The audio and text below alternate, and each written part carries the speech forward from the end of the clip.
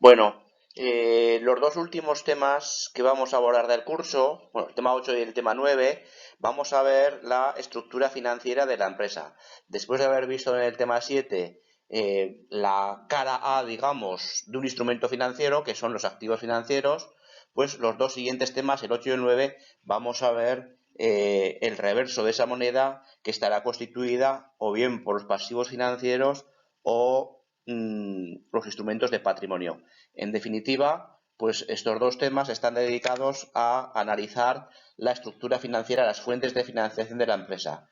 Financiación exigible, que lo veremos en el tema 8, frente a la financiación no exigible, lo que constituye el patrimonio neto. ¿Vale? En este primer tema está titulado Pasivos financieros no comerciales. Bien, pues básicamente tenemos asimilado la definición de un pasivo financiero a la de una deuda. Es decir, el Plan General Contable define pasivo financiero como un instrumento financiero que implica para la empresa una obligación contractual directa o indirecta de entregar efectivo u otro activo financiero a otra entidad. No obstante, debemos de tener claro que dentro de los pasivos financieros podemos distinguir distintos niveles en función del grado de información del que dispongamos. Así, tenemos a los pasivos ciertos, que son obligaciones para las cuales ya desde el primer momento se conoce con exactitud tanto la obligación de pago, la cuantía de la obligación del pago, como el momento en el cual se va a producir. Pero también podemos, o también se forman parte de los pasivos financieros, otro tipo de pasivos para los cuales no tenemos la totalidad de la información disponible. Así hablaremos de provisiones para aquellas obligaciones ciertas que ya sabemos que se van a producir, pero que en ese momento pues resultan indeterminadas, o el importe o la fecha a la cual se van a cancelar. Pero de alguna manera podemos hacer una estimación con cierto grado de fiabilidad. En tales casos, bueno, pues la aplicación del principio de prudencia pues nos recomienda el contabilizar el correspondiente pasivo, ¿vale? El anticiparnos a la deuda desde el momento en el cual tenemos información. Y ya finalmente hablaríamos de contingencias para aquellas obligaciones que en esos momentos el grado de incertidumbre todavía es mayor. Son obligaciones posibles. No sabemos a ciencia cierta si finalmente se van a incurrir o no. Probablemente ni tan siquiera el hecho de que se incurra o no en ellas tampoco depende estrictamente, tampoco está bajo el control de la empresa y por tanto también desconocemos con exactitud ni el importe ni la fecha a la que se van a producir.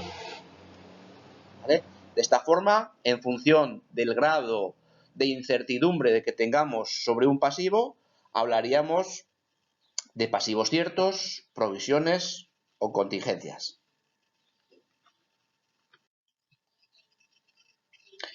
Con respecto a los pasivos financieros ciertos, es decir, aquellas deudas reales que sabemos la cuantía y el momento en el cual se deben de devolver, se deban a extinguir, pues el tratamiento contable que les concede el plan general contable, pues también, al igual que sucedía con los activos financieros, dependía de cuál es el objetivo de ese pasivo financiero, para qué hemos contratado ese pasivo financiero.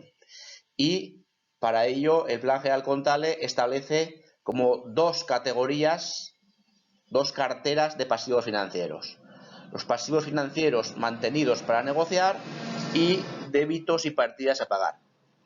En el caso de los pasivos financieros mantenidos para negociar, pues se van a clasificar en esta cartera todos aquellos pasivos, todas aquellas partidas que de alguna manera se han contratado con fines especulativos.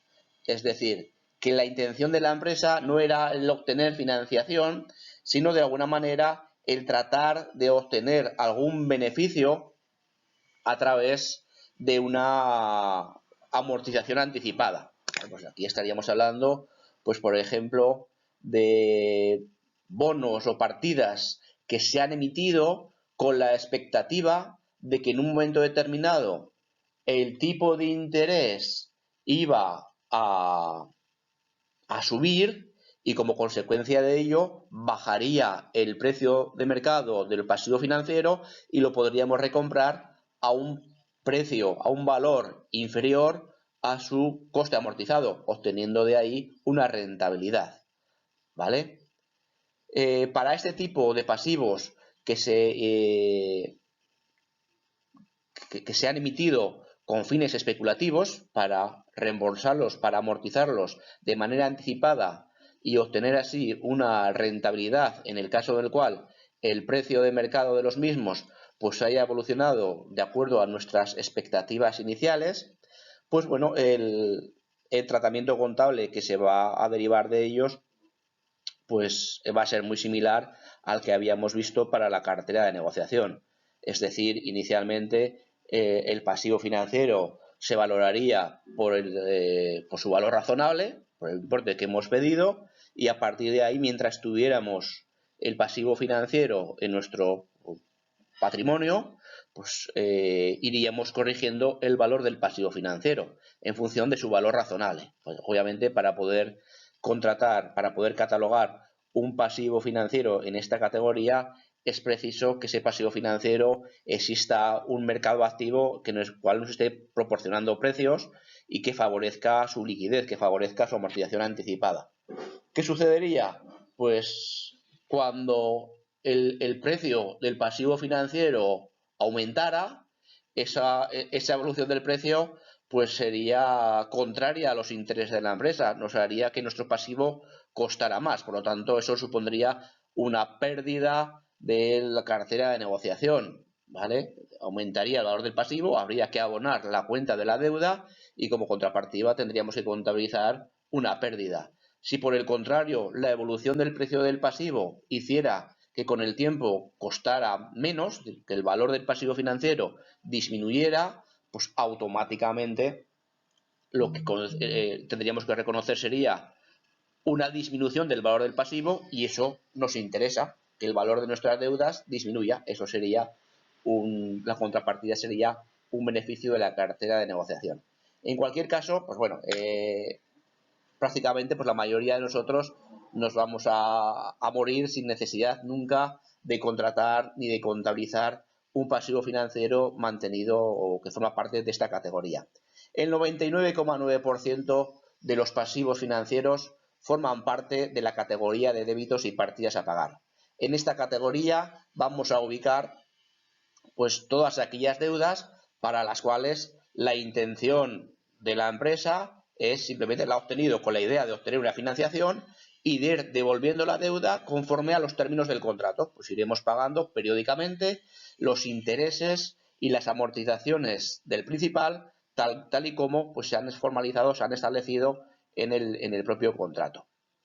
Dentro de esta categoría pues se van a incluir tanto los débitos por operaciones comerciales, que ya vimos en el tema 6 y que recordaréis pues bueno, que dentro de que formaban parte de esta categoría, de esta cartera de débitos y partidas a pagar, pues tenían, digamos, la idiosincrasia, la particularidad de que el plan, por aplicación del principio de importancia relativa, pues les permitía hacer una valoración inicial por su valor nominal, ¿vale? Para aquellos débitos y partidas comerciales que tuvieran un horizonte temporal inferior, un vencimiento inferior al año y que no hubiera un recargo por el aplazamiento, es decir, que no hubiera un tipo de interés implícito en la operación, ¿vale? El resto de deudas, ya sean deudas de origen no comercial, por el que hayan sido surgidas a través de préstamos a terceros o que surjan a través de la compra de inmovilizado con pago aplazado al proveedor, o las propias deudas por obligaciones y bonos emitidos por la empresa, pues forman parte de esta categoría y su criterio de valoración lo vamos a ver a continuación. ¿Vale? La valoración inicial de la categoría de débitos y partidas a pagar, el plan nos dice que se valorarán por su valor razonable una vez deducidos los costes de transacción. Es decir, que los pasivos financieros de la categoría de débitos y partidas a pagar, todos los que vamos a ver en este curso, el importe por el cual los vamos a reconocer inicialmente va a ser por el importe recibido. Si pedimos un préstamo a un banco de 100.000 euros y el banco nos cobra una comisión inicial de 1.000 euros, en definitiva, el importe que estamos recibiendo es de 999.000 euros. Y haríamos un asiento en el cual, en el debe, reconoceríamos el activo recibido, en este caso dinero, 999.000 euros, y ese sería la cantidad, 999.000 euros, el importe por el cual vamos a reconocer la deuda. Ya puede ser a largo plazo o a corto plazo en función del vencimiento. Es decir, valoración inicial de los pasivos financieros de la categoría de débitos y partidas a pagar, valor razonable menos costes de transacción. En definitiva, el importe recibido. El importe que recibimos va a ser el importe por el cual vamos a valorar inicialmente la deuda. Por su parte, el criterio de valoración posterior va a ser el mismo que vimos para la categoría de préstamos y partidas a cobrar y activos financieros mantenidos hasta vencimiento, es decir, el coste amortizado. ¿Vale? El coste amortizado lo que nos va a hacer es ir ajustando el valor inicial del pasivo financiero, ese importe recibido, a el importe que tenemos que devolver. La diferencia entre el importe que recibimos y la suma de pagos que vamos a realizar como consecuencia de la obtención de ese préstamo, es decir, que a lo largo de la vida del préstamo vamos a ir haciendo pagos que corresponderán a los intereses explícitos y a las devoluciones totales o parciales del préstamo. Esa diferencia entre el importe que tenemos que devolver, los importes que tenemos que devolver y la valoración inicial, eso es lo que va a representar para la empresa el coste de la financiación, ¿vale? Los intereses. ¿Cómo se van a distribuir esos intereses a lo largo del tiempo, a lo largo del periodo de vida de ese préstamo? Pues se van a deducir utilizando el tipo de interés efectivo de la operación, ¿vale? El tipo de interés efectivo de la operación que vendrá determinado que será aquel que iguale los flujos financieros de la operación, es decir, aquel que la valoración inicial del pasivo financiero será igual a todos los pagos que se realicen a lo largo del periodo de vida del préstamo, pero actualizados al momento de valoración, al momento inicial. El pago que hagamos en el año 1 por 1 más i elevado a menos 1, o dividido entre 1 más i elevado a 1, eso es lo mismo. Y así sucesivamente cada año, ¿vale? El tipo de interés efectivo pues será el que nos permita distribuir ese coste absoluto de la financiación a lo largo de los años, ¿vale? De tal forma que el coste amortizado de un pasivo financiero en un momento determinado de tiempo será igual a la valoración inicial del pasivo financiero menos los reembolsos del principal que vayamos haciendo y más los intereses acumulados a lo largo del tiempo, ¿vale? Eso es lo que constituirá el coste amortizado de un pasivo financiero. Una vez conocidos los flujos de efectivo de la operación y el tipo de interés efectivo de la misma, calculado a través de esta operación, a través de esta operación matemática, ya podríamos calcular o realizar el cuadro de amortización que nos va a facilitar toda la información para calcular el devengo de intereses de los respectivos años. Y ello lo vamos a ver con este ejemplo. Aquí nos dice el ejemplo que una empresa ha obtenido de una entidad de crédito un préstamo de 10.000 euros a devolver en 5 anualidades de 2.500 euros pagaderas a 31 de diciembre de los 5 años siguientes. En primer lugar nos pide calcular el tipo de interés efectivo de la operación. Bueno, pues el tipo de interés efectivo de la operación será aquel que nos iguale la operación financiera de que 10.000 euros el 1 de enero del 2014 pues va a ser igual a los 2.500 euros que tengo que pagar durante los 5 años siguientes, pero trasladados al momento 0, al momento 1 de enero de 2014. Como vemos, recibimos 10.000 euros y como contraprestación tenemos que pagar 12.500 euros distribuidos a lo largo de los 5 años siguientes. Veis que hay 12.500 euros a pagar frente a 10.000 que recibimos. Los 2.500 euros de diferencia corresponden, pues, o representan el coste de la operación, los intereses. ¿Cómo se van a repartir esos 2.500 euros a lo largo de los 5 años de vigencia del préstamo? Pues no los vamos a repartir directamente a 500 euros por año, sino que esto va a depender del tipo de interés efectivo de la operación. El tipo de interés efectivo de la operación va a ser el que va a determinar cómo se distribuían esos intereses a lo largo de los 5 años.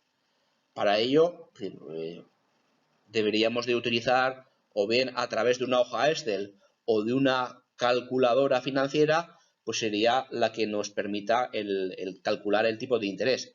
Para despejar, si no, esta ecuación sería muy difícil hacerlo pues de manera, digamos, con lápiz y papel, y probablemente nos tendríamos que ir haciendo a prueba y error, un tipo de interés subiendo, bajando hasta que nos igualen los flujos efectivos. De aquí a las pruebas de la UNED no os preocupéis, porque siempre normalmente el tipo de interés va a ser una información que os lo van a facilitar, ¿vale? En este caso, pues aquí con una hoja Excel diríamos 10.000 euros, 2.500 euros que pagamos durante 5 años, le pediríamos la función TIR de esas 5 celdas, de las 6 celdas, perdón, y nos dice que el tipo de interés es del 7,93%. ¿Vale? Conocidos los pagos de 2.500 euros cada año y el tipo de interés efectivo de la operación del 7,93%, ya podríamos construir esta tabla. ¿Vale? En esa tabla, pues lo que tiene es, en primer lugar, en la primera columna, los años de la operación, del 14, 15, 16, 17 y 18, y en el resto de columnas nos aparecen el resto de ingredientes que aparecen en la fórmula del coste amortizado. Es decir, ¿qué es el coste amortizado? Al valor inicial más los intereses menos los reembolsos. Aquí pone cobros, debería de poner reembolsos. Es igual al coste amortizado. El valor inicial del préstamo en el año 2014 son los 10.000 euros. Los 10.000 euros que hemos recibido cuando pedimos el préstamo. La columna de intereses, ¿a qué serán igual los intereses anuales? Los intereses anuales serán igual a el 7,93% que nos ha calculado el tipo de interés efectivo multiplicado por el valor a principio de año, por 10.000. 7,93% por 10.000, 793 euros. ¿Cuánto pagamos el primer año? Pagamos 2.500 euros. Por lo tanto, con la primera anualidad que se paga el primer año, estaríamos pagando los intereses y devolviendo, pues, esto que serían 2.500 menos 793, pues 1.600 o 1.707 euros que estaríamos devolviendo de principal. De tal forma que el coste amortizado al final del primer año, esta columna, es igual a 10.000 más 793 menos 2.500. 8.293 sería la deuda vigente al final del primer año. En el año 2015, pues tomaríamos como referencia, como valor inicial, el valor al final del año anterior. Los intereses del año 2, el 7,93% por 8.293, 657. Volvemos a pagar 2.500 euros, por lo tanto, en los 2.500 euros que pagamos los intereses y ya devolvemos una cantidad superior a la del año anterior, de tal forma que el coste amortizado del primer año sería de 6.450 euros. Y así sucesivamente. Como vemos, esto es un préstamo por método francés, un préstamo como los que habitualmente hacemos con nuestras hipotecas, con nuestros préstamos personales, pues pagamos la misma cantidad, como cada vez el importe vivo del préstamo disminuye, pues cada vez hay menos intereses y cada vez se amortiza más principal. De esta forma, llegaríamos que al final del año 2018, pues el coste amortizado sería 0 y ya estaría todo devuelto. Nos pide que contabilicemos los asientos del primer año. Bien, pues el primer año pediríamos el 1 de enero del 2014 un préstamo de 10.000 euros, ese sería el valor del pasivo. Aquí estamos diferenciando la parte que vamos a amortizar el primer año, que serían esa diferencia de 2.500 menos 393, 1.706 euros se devuelven en el primer año, por eso los ponemos como deuda a corto plazo, y los otros 8.293 son la cantidad del préstamo que va a permanecer viva durante más de un año y que por lo tanto es a largo plazo. En cualquier caso, la suma total del pasivo al principio serían de los 10.000 euros, la suma del corto y del largo. ¿Vale? A 31 de diciembre del 2014 hacemos el primer pago. Pagamos 2.500 euros y con esos 2.500 euros que pagamos, ¿qué hacemos? Pagamos los intereses, que son 793 euros, y el resto es devolver la parte del préstamo a corto plazo. ¿Vale? Amortizamos préstamo. Todavía quedaría pendiente a 31 de diciembre, pasa que no lo hemos reflejado aquí en el asiento, sería reclasificar de largo a corto plazo la parte de la deuda que se va a vencer al año siguiente, que será de 2.500 menos 657, pues esto que viene a ser 1.843 euros, así a ojo. ¿Vale? Eso sería la reclasificación que haríamos a 31 de diciembre de 2014 para anticiparnos y reclasificar de largo a corto plazo la parte del préstamo que vamos a amortizar con el pago de la segunda cuota.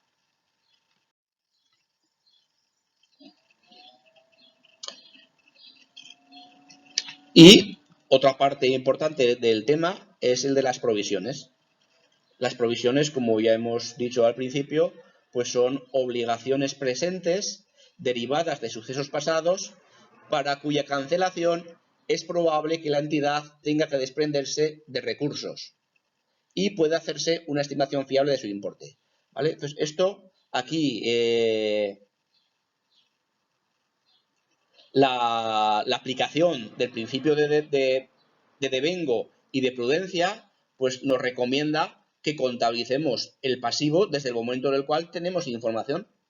No sabemos a ciencia cierta de qué importe se va a tratar, pero bueno, sabemos que las tomas de decisiones se realizan en ambiente de incertidumbre.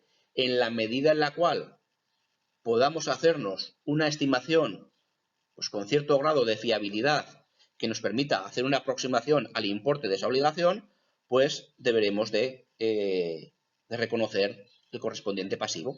Repito, esto tiene que ver con la aplicación del principio de prudencia y de la aplicación del principio de devengo. El hecho económico que nos va a generar esa obligación ya se ha producido. No sabemos cuál va a ser su alcance exacto, pero sabemos que ya se ha producido. Por lo tanto, la devengo nos recomienda. La prudencia también nos dice, vamos a reconocer los pasivos, los gastos, en el momento en el cual tengamos sospechas.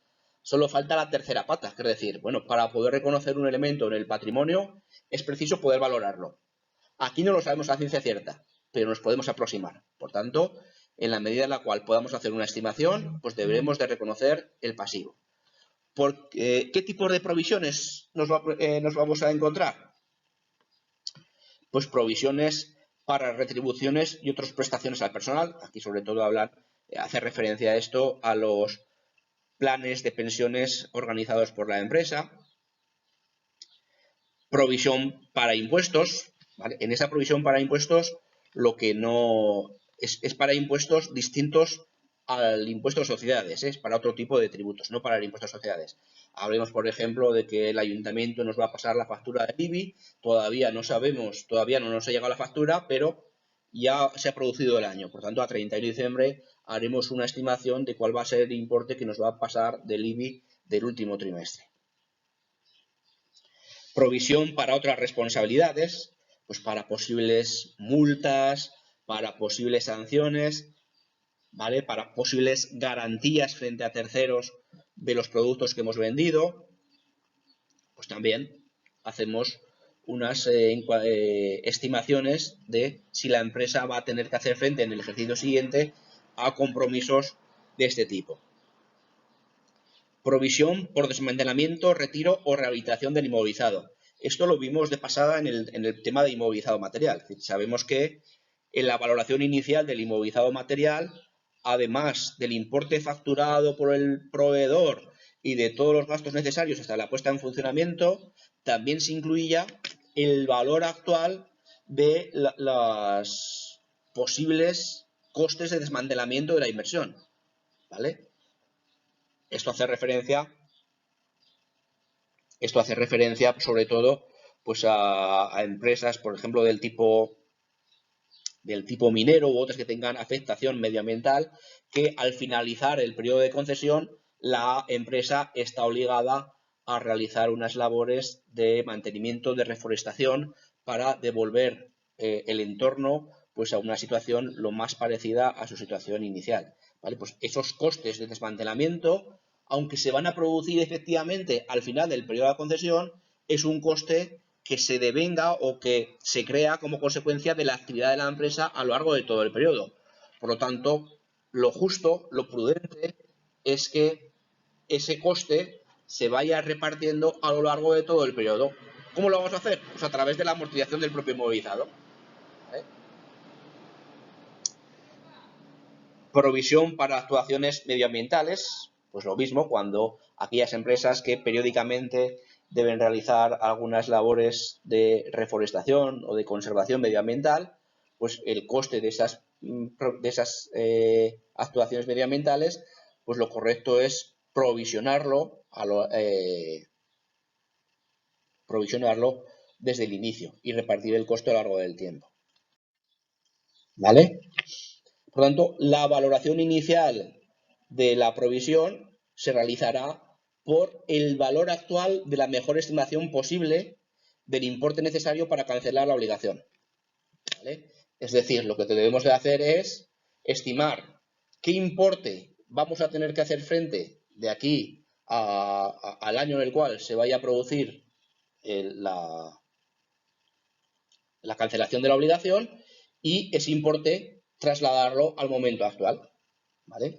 Mediante temas de matemática financiera. 100.000 euros dentro de 10 años es equivalente a pues 100.000 por 1 más el tipo de interés descuento elevado a menos los años que restan hasta que suceda ese momento. No obstante, cuando hablamos de provisiones que se realizan con un horizonte temporal de corto plazo, pues no es necesario el realizar ningún tipo de actualización, sino directamente el valorar la provisión por el importe que creemos que vamos a tener que pagar sin necesidad de hacer ninguna corrección. Esto responde al principio de importancia relativa, obviamente, ¿vale? Entonces, a partir de ahí, en la valoración posterior, el plan nos dice que las provisiones se revisarán periódicamente a cierre de ejercicio, ajustándose en el caso de que haya habido algún cambio que nos aconseje el corregir el valor de la provisión, de la estimación, y al mismo tiempo, pues para aquellas provisiones que sean a largo plazo, pues también debemos de actualizar la provisión por el efecto del interés, ¿no? Por el efecto financiero, ¿vale? Habrá que hacer una actualización financiera año a año para aquellas provisiones que tengan un horizonte temporal superior al año, ¿vale? A partir de ahí, en el momento de cancelación, nos podemos encontrar ante dos escenarios.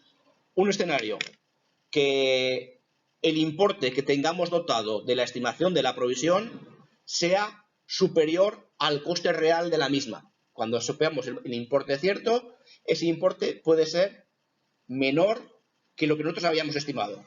Pues en ese momento, cuando cancelemos la obligación, pues cancelaremos la provisión, cargaremos la cuenta de la provisión y tendremos un exceso de provisión, ¿vale? Con lo que teníamos provisionado es más de lo que necesitamos. Por tanto, la diferencia la reconoceremos como un beneficio, como un exceso de provisión. Por el contrario, a veces sucede que la provisión que habíamos calculado es inferior al importe real de la obligación una vez que se determine a ciencia cierta. Pues en esos casos cancelaremos el importe de la provisión, reconoceremos la obligación real y la diferencia pues la contabilizaremos incrementando el gasto de la partida que ha generado la provisión. Terminamos pues con este ejemplo de provisiones. En este caso nos dice que Hacienda ha incoado un acta de inspección a la sociedad anónima Princesa por importe de 6.000 euros. La empresa recurre a la sanción porque no está de acuerdo, pero dota la correspondiente provisión. En el ejercicio siguiente, tras el fallo del juez, la sanción definitiva asciende a 4.500 euros.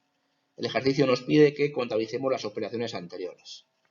Bueno, pues en el momento en el cual la empresa debe de reconocer la provisión, pues lo que va es a, de alguna manera, a anticiparse y reconocer el gasto y el correspondiente pasivo por 6.000 euros, que es la mejor estimación, un poco el importe de la sanción que inicialmente nos ha puesto Hacienda. ¿Vale? En este caso estaríamos hablando una provisión por impuestos. ¿Vale? Tendríamos 6.000 euros, gasto excepcional, y generaríamos una provisión a corto plazo por 6.000 euros. Esta provisión está a corto plazo, porque estimamos que la sanción, pues el importe definitivo, se va a conocer a principios del año siguiente o a lo largo del año siguiente, por lo tanto no es preciso el realizar ningún tipo de actualización financiera. Cuando el juez falla y nos determina que la sanción definitiva es de 4.500 euros, lo que tenemos que proceder a contabilizar es transformar una estimación, una provisión, y reconvertirla a un pasivo cierto, a una deuda ya real y definitiva con Hacienda. Por tanto, daremos de baja la provisión que teníamos contabilizada, la daremos de baja por 6.000 euros, para ello habrá que cargar la cuenta, y al mismo tiempo reconoceremos la deuda con Hacienda Pública por 4.500 euros, que es el importe definitivo. En este caso, como teníamos dotada una provisión superior a la deuda definitiva, pues reconoceremos un beneficio procedente de un exceso de provisión por 1.500 euros. ¿Vale? Si la sanción definitiva hubiera sido de 6.500 euros, pues el asiento, en lugar de reconocer un exceso de provisión por 1.500, hubiéramos tenido que cargar una cuenta de gasto excepcional por 500 euros para ajustar la provisión al importe definitivo. ¿Vale? Las provisiones pueden ser más o menos acertadas, pero en cualquier caso es mejor tener una buena aproximación o una regular aproximación a no haber hecho nada y reconocer íntegramente el gasto en el momento en el cual conocemos la sanción definitiva.